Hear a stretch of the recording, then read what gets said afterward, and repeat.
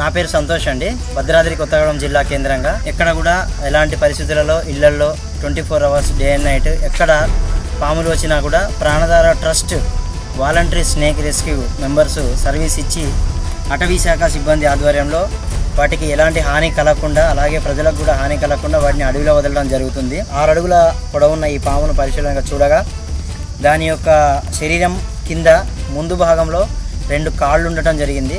900 కోట్ల సంవత్సరాలకు పూర్వం పాముకు కాళ్ళు ఉండేవి అనేటువంటి సమాచారాన్ని మీడియా ద్వారాను, సోషల్ మీడియా ద్వారాను, దాని తర్వాత పరిశోధనలో వెల్లడించడం జరిగింది. ఆ యొక్క లక్షణాలు కలిగినటువంటి ఇప్పుడు ఈ పాము దాని పూర్వీకుల ఆనవాళ్ళు 2 ముందు కాళ్ళు ఉండటం, దానికి గోర్లు ఉండటం, వాటికి రక్త ప్రసరణ మరియు కదలికలు ఉండటం ఇక్కడ చాలా ఆశ్చర్యకరమైనటువంటి విషయం.